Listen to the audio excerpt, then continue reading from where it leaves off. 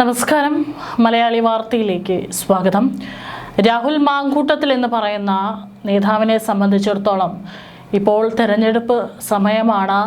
പലയിടത്തും പ്രചാരണങ്ങൾക്കും മറ്റുമായിട്ട് ഏറ്റവും തിരക്ക് പിടിച്ച ഒരു സമയമാകേണ്ടതായിരുന്നു. പക്ഷേ അതിനിടയിലാണ് ഗുരുതരമായിട്ടുള്ള പല ആരോപണങ്ങളും രാഹുൽ മാങ്കൂട്ടത്തിനെതിരെ ഉയരുന്നതും പിന്നീട് റിമാൻഡിലാകുന്നതും ഒക്കെ തന്നെ. ഏതായാലും നിലവിൽ കേസുകളൊക്കെ തന്നെ കോടതിയുടെ പരിഗണനയിലാണ്. ഇന്നലെ ബംഗളൂരു സ്വദേശിയായ 23-കാരിയെ ലൈംഗികമായി പീഡിപ്പിച്ചെന്ന കേസിൽ രാഹുൽ മാങ്കൂട്ടത്തിൽ MLA മുൻകൂർ ജാമ്യം റദ്ദാക്കണമെന്ന് പോലീസ് സമർപ്പിച്ച ഹർജി കോടതി തള്ളിയിട്ടുണ്ടായിരുന്നു. തിരുവനന്തപുരം 1-ാം ക്ലാസ് ജുഡീഷ്യൽ മജിസ്ട്രേറ്റ് കോടതിയാണ് ഹർജി പരിഗണിച്ചത്.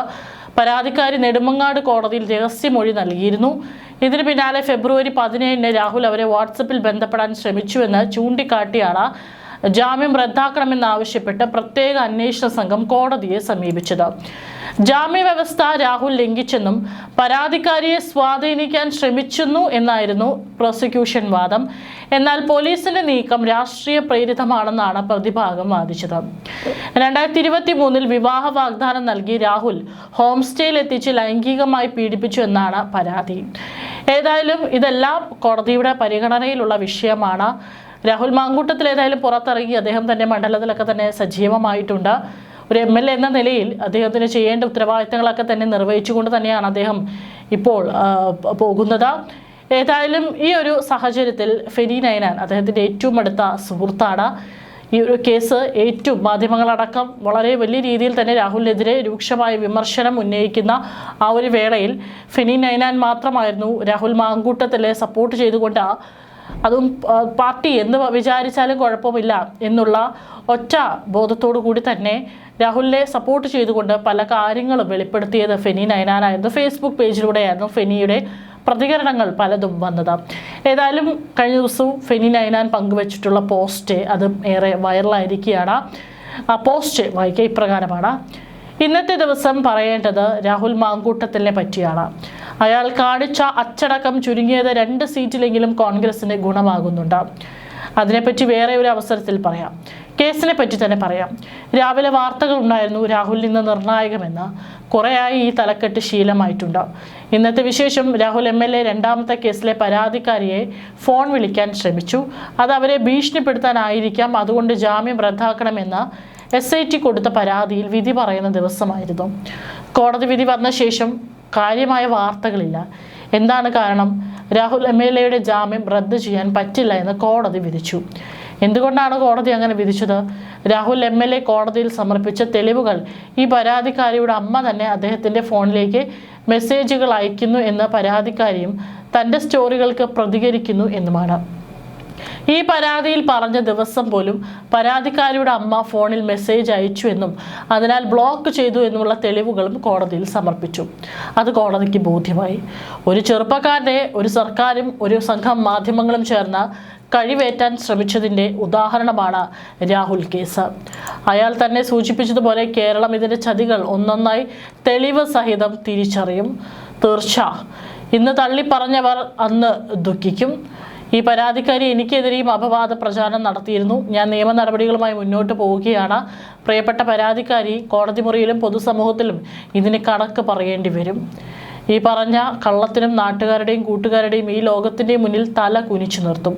കോടതിയിൽ കള്ളം തെളിയുമ്പോൾ തിരശ്ശീലയ്ക്ക് പിന്നിൽ നിൽക്കാനാകില്ല എന്ന് പറഞ്ഞുകൊണ്ടാണ് ഫെനി നൈനാൻ പോസ്റ്റ് പങ്കുവച്ചിരിക്കുന്നത്. അതായത് ഈ രാഹുൽ മാങ്കൂട്ടത്തിൽ പരാതിക്കാരിയെ വിളിക്കുന്നു, ഭീഷണിപ്പെടുത്താനാണ് വിളിക്കുന്നത് എന്നൊക്കെ പറഞ്ഞുകൊണ്ട് ജാമ്യ വ്യവസ്ഥ രാഹുൽ മാങ്കൂട്ടത്തിൽ ലംഘിച്ചു എന്ന് പറഞ്ഞുകൊണ്ടാണ് രാഹുൽ അനുവദിച്ചിട്ടുള്ള ജാമ്യം റദ്ദാക്കണം എന്ന് പറഞ്ഞുകൊണ്ട് കോടതിയെ സമീപിച്ചത്. പക്ഷേ രാഹുൽ മാങ്കൂട്ടത്തിൽ തുടക്കം മുതൽ തന്നെ പുലർത്തി വരുന്നൊരു കാര്യമാണ്. അദ്ദേഹത്തിന് പറയാനുള്ളത് ഇപ്പോൾ ഈ തലയും വാലുമില്ലാത്ത പല ചാറ്റുകളും മാധ്യമങ്ങളിലൂടെ പുറത്തു വരുന്നുണ്ടായിരുന്നു, പല ഓഡിയോ ക്ലിപ്പുകളും പുറത്തു വരുന്നുണ്ടായിരുന്നു. അപ്പോഴൊക്കെ സമയത്തൊക്കെ തന്നെ രാഹുൽ മാങ്കൂട്ടത്തിൽ തൻ്റെ കയ്യിലുള്ള തെളിവുകൾ അല്ലെങ്കിൽ തനിക്ക് പറയാനുള്ള കാര്യങ്ങൾ ഒന്നും തന്നെ അദ്ദേഹം ഒരു മാധ്യമത്തിന് മുൻപിൽ പറയുകയോ പരാതിക്കാരിയെ മോശമാക്കുകയോ ഒന്നും തന്നെ ചെയ്തിരുന്നില്ല.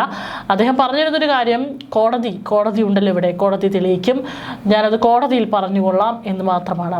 അത് തന്നെയാണ് ഇവിടെ സംഭവിച്ചിരിക്കുന്നത്. ഇപ്പോൾ ഈ ഒരു പരാതിക്കാരിയെ ശല്യപ്പെടുത്താൻ വീണ്ടും വിളിക്കുന്നു, ഭീഷണിപ്പെടുത്താൻ വിളിക്കുന്നു എന്നുള്ള വാർത്തകൾ വലിയ രീതിയിൽ തന്നെ മാധ്യമങ്ങൾ കൊട്ടിഘോഷിച്ചതാണ്. രാഹുൽ മാങ്കൂട്ടത്തിൽ ജാമ്യ വ്യവസ്ഥ ലംഘിച്ചു എന്നൊക്കെ പറഞ്ഞുകൊണ്ട്. പക്ഷെ അന്നും രാഹുൽ മാങ്കൂട്ടത്തിൽ ഒരു അക്ഷരം പറഞ്ഞില്ല. എവിടെയും തനിക്ക് പറയാനുള്ള കാര്യങ്ങൾ അദ്ദേഹം പറഞ്ഞില്ല. കാരണം അദ്ദേഹം മാധ്യമങ്ങളിൽ അത് പറയാത്തതിന് കാരണം അദ്ദേഹത്തെ ഇതിനോടകം തന്നെ വലിച്ചു കീറി കഴിഞ്ഞിരുന്നു മാധ്യമങ്ങൾ. പക്ഷേ കോടതി ഈ കേസ് പരിഗണിച്ചപ്പോൾ ഈ ജാമ്യം റദ്ദാക്കാനാകില്ല എന്ന് കോടതി പറഞ്ഞു. കാരണം ആ ഒരു കേസിൽ രാഹുൽ മാങ്കൂട്ടത്തിന് നൽകാൻ സാധിക്കുന്ന തെളിവുകൾ അദ്ദേഹം അപ്പോൾ കോടതിയിൽ നൽകിയിരുന്നു. അതായത് ഈ പരാതിക്കാരിയുടെ അമ്മ തന്നെയാണ് രാഹുൽ മാങ്കൂട്ടത്തിന് മെസ്സേജ് അയക്കുന്നു, ആ മെസ്സേജിന് തിരിച്ചു മറുപടി നൽകുക മാത്രമാണ് ചെയ്തതെന്ന് രാഹുൽ മാങ്കൂട്ടത്തിൽ തെളിവ് സഹിതം കോടതിയിൽ വാദിച്ചു. അത് കോടതി കണ്ടു. അത് സത്യമാണെന്ന് കോടതിക്ക് ബോധ്യമാവുകയും ചെയ്തു. അതിൻ്റെ അടിസ്ഥാനത്തിലാണ് രാഹുൽ മാങ്കൂട്ടത്തിനെതിരെ ഹർജി നൽകിയത്. കോടതി അത് തള്ളുകയും ചെയ്തിരിക്കുന്നത്. ഇതാണ് സംഭവിച്ചിരിക്കുന്നത്. പക്ഷെ ഇതൊന്നും തന്നെ പിന്നീട് മാധ്യമങ്ങളിൽ വന്നില്ല. കാരണം രാഹുൽ മാങ്കൂട്ടത്തിന് അനുകൂലമായിട്ട് എന്തെങ്കിലും കോടതി വിധി വന്നു കഴിഞ്ഞാൽ അതൊന്നും തന്നെ മാധ്യമങ്ങൾ വലിയ രീതിയിൽ അത് പറയാറില്ല. അത് ഏതെങ്കിലും ഇടയിലൊരു ന്യൂസ് പോലെയിട്ട് അത് മാത്രം പറയുകയാണ് ചെയ്യാറുള്ളത്. ഏതായാലും ഇതാണ് സംഭവിച്ചിരിക്കുന്നത്. ഇതിപ്പോഴും രാഹുൽ മാങ്കൂട്ടത്തിലല്ല പറഞ്ഞിരിക്കുന്നത്. ഇത് പറഞ്ഞിരിക്കുന്നത് അദ്ദേഹത്തിൻ്റെ സുഹൃത്ത് ഫെനി നൈനാനാണ് ഇപ്പോൾ പോസ്റ്റിലൂടെ പങ്കുവച്ചിരിക്കുന്നത്. ഏതായാലും നിരവധി ആളുകളാണ് അദ്ദേഹം വീണ്ടും മണ്ഡലത്തിലേക്ക് തിരിച്ചെത്തിയപ്പോൾ അദ്ദേഹത്തിന് പൂർണ്ണ പിന്തുണ നൽകിക്കൊണ്ട് അദ്ദേഹത്തെ വീണ്ടും സ്നേഹിച്ചും അദ്ദേഹത്തെ കെട്ടിപ്പിടിച്ചൊക്കെ തന്നെ പാലക്കാട് മണ്ഡലത്തിൽ വന്നിരുന്നത്. ഇപ്പോൾ ഈ ഒരു പോസ്റ്റ് പങ്കുവച്ചപ്പോഴും ആളുകൾക്കൊക്കെ തന്നെ പതുക്കെ സത്യം എന്താണെന്ന് ബോധ്യപ്പെട്ട് തുടങ്ങിയിരിക്കുകയാണ്. ഈ ഒരു പോസ്റ്റിന് താഴെ നിരവധി കമൻറ്റുകൾ ഉണ്ടായിരുന്നു. അതിൽ ചില കമൻറ്റുകൾ വായിക്കാം. വളരെ ഇൻട്രസ്റ്റിംഗ് ആയി തോന്നിയ ചില കമൻറ്റുകൾ വായിക്കാം. 100% അന്നും ഇന്നും എന്നും രാഹുലിനെ സപ്പോർട്ട് ചെയ്തിട്ടേ ഉള്ളൂ. ഒരു ജനപ്രതിനിധി ആകുന്നതിനൊക്കെ മുന്നേ അയാളുടെ ജീവിതത്തിൽ വളരെ വ്യക്തിപരമായി നടന്ന സംഭവങ്ങൾ കുത്തിപ്പൊക്കി രാഷ്ട്രീയ ആയുധമാക്കി അവനെ എല്ലാവരും കൈയൊഴിയാൻ ശ്രമിച്ച എല്ലാവരും അനുഭവിക്കും. അതാണ് കാലത്തിൻ്റെ കാവ്യനീതി. രാഹുലിൻ്റെ സ്വപ്നങ്ങൾ തകർത്തു, അയാളുടെ പൊളിറ്റിക്കൽ ഫ്യൂച്ചർ നശിപ്പിച്ചു. സത്യത്തിൽ പാർട്ടി ഇത്രയധികം നന്മ കാണിച്ചു മാതൃക ആവേണ്ടതുണ്ടോ എന്ന് ഓർക്കണം. പ്രായപൂർത്തിയായ 2 പേർ അവരുടെ സ്വകാര്യതയിൽ ചെയ്ത കാര്യങ്ങൾ, അതിൽ ജനങ്ങൾക്ക് എന്താ റോൾ? ആരാണ് വിശുദ്ധർ? എന്നിട്ടും അയാളുടെ ജീവിതം എല്ലാവരും കൂടി ഒതുക്കി ഇതിലും വലിയ പീഡനങ്ങൾ, ആക്രമണങ്ങൾ നടത്തിയവർ നെഞ്ചു വിരിച്ച് നടക്കുന്നു. ഒരു പെണ്ണും ആക്രമിക്കപ്പെടരുത്, നീതി കിട്ടണം. 100% സമ്മതത്തോടെ അല്ലാത്ത റേപ്പ് കേസുകളിൽ മാത്രം കേസുകൾ നടക്കട്ടെ. രാഹുൽ തിരികെ വരണം. കോൺഗ്രസിനായി പാലക്കാട് പ്രവർത്തിക്കണം. ഇതാണ് ഒരു കമൻറ്റ്. മറ്റൊരു കമൻറ്റ്, രാഹുലിനെ വേട്ടയാടാൻ വിട്ടുകൊടുത്തത് VD സതീശൻ എന്ന കോൺഗ്രസിൻ്റെ കാലനാണ്. അതിന് പിന്നിലെ മാധ്യമക്കാർക്ക് പങ്കുള്ളൂ എന്ന് കേരളത്തിലെ ജനങ്ങൾ തിരിച്ചറിഞ്ഞു കഴിഞ്ഞിരിക്കുന്നു. കണ്ണൂരിൻ്റെ കരുത്തനായ കോൺഗ്രസിൻ്റെ അഭിമാനമായ യുവാക്കളുടെ ഹരമായ K സുധാകരനെ ഒതുക്കുക എന്നത് ആരുടെ നിർബന്ധമാണ്? ഇതേ VD സതീശൻ്റെ താല്പര്യമല്ലേ? എന്താണത്? സുധാകരൻ വന്നാൽ ഈ സതീശന് മുഖ്യമന്ത്രി കുപ്പായം കിട്ടില്ല എന്ന കാഞ്ഞ ബുദ്ധി മാത്രമാണ് ഇതിൻ്റെ പിന്നിൽ. സുധാകരൻ്റെ അണികൾ അതിന് വിട്ടുകൊടുത്തോ? ഇല്ല, അവർ അത് നേടിയെടുത്തില്ലേ? അതേപോലെ രാഹുലിൻ്റെ അണികളും ശക്തമായി പ്രതിഷേധിച്ചാൽ ഈ VDയും മുട്ടുമടക്കും. 11 വിസ്മയം തീർക്കാൻ വേണ്ടി ഓടുകയാണ് പോലും. പറവൂരുകാർ തോൽപ്പിക്കുന്നതിനായിരിക്കും അവൻ്റെ അടുത്ത വിസ്മയം വനവാസവും. പാലക്കാട് പിഷാരുടെ 8 നിലയിൽ പൊട്ടും ഉറപ്പാണ്. VD സതീശൻ്റെ അടുത്ത വിസ്മയം അതായിരിക്കും നമുക്ക് കാണാം എന്ന് പറഞ്ഞുകൊണ്ടാണ് ഈ മറ്റൊരു കമൻറ്റ്.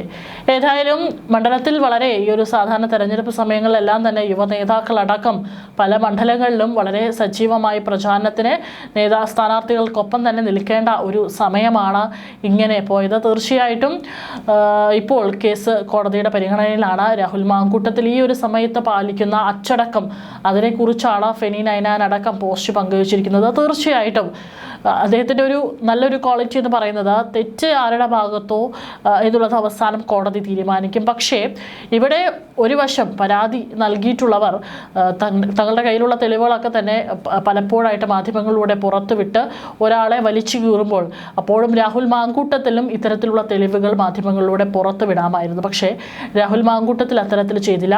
കാരണം രാഹുൽ മാങ്കൂട്ടത്തിൽ ഇവിടുത്തെ നിയമനിർമ്മാണ വ്യവസ്ഥയെ ബഹുമാനിക്കുന്നു, വിശ്വസിക്കുന്നു. അതുകൊണ്ട് തന്നെയാണ് കോടതിയിൽ നേരിട്ട് തെളിവുകൾ സമർപ്പിക്കുകയും ആ കോടതിക്കുള്ളിൽ നടന്നിട്ടുള്ള കാര്യങ്ങൾ ആ കോടതിയിൽ തന്നെ അത് തിരികെയും ചെയ്തിരിക്കുന്നത്. അതിനപ്പുറം എവിടെയും രാഹുൽ മാങ്കൂട്ടത്തിൽ കോടതിയിൽ എന്ത് നടന്നു, താൻ എന്ത് തെളിവാണ് കോടതിയിൽ സമർപ്പിച്ചത്, ഇതിനൊന്നും കുറിച്ച് സംസാരിക്കാതിരുന്നത്. തീർച്ചയായിട്ടും രാഹുൽ മാങ്കൂട്ടത്തിലെ പിന്തുണ കൂടി വരുന്ന ഒരു കാഴ്ചയാണ് കാണാൻ സാധിക്കുന്നത്.